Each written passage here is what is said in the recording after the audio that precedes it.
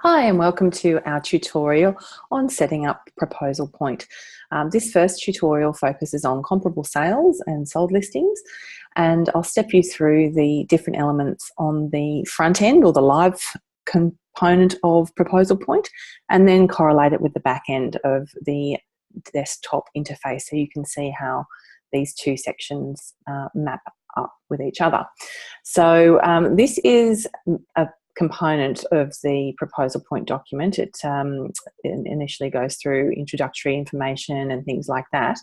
But then we get down to property information that's specific to the property that you're pitching on.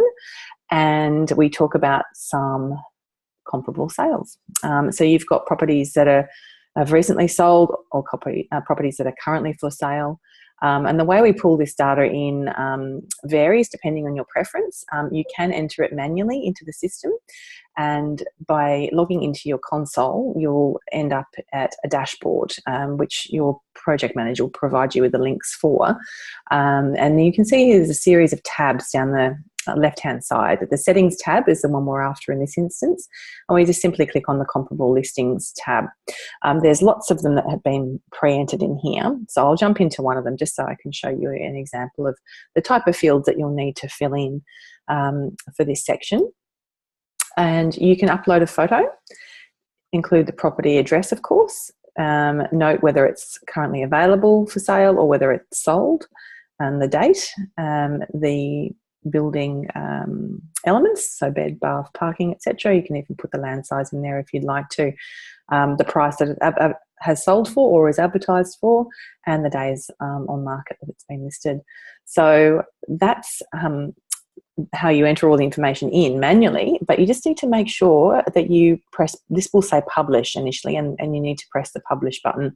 Once you've pressed publish, the button will say update. So if you make any changes to this little listing, then you just need to remember to update it, and that's really important because if you go out of it, it won't save. So you need to make sure you press the update or publish button here.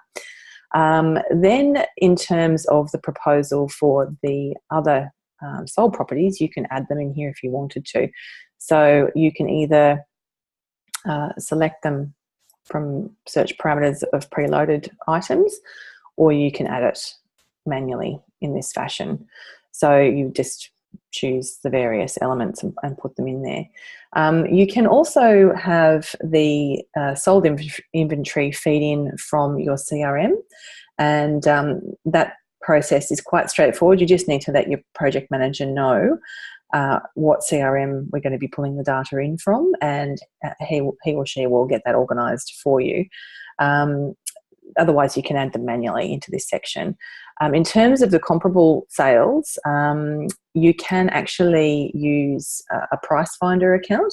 If you already have a price finder account, we'll just need to request your ID number for the API.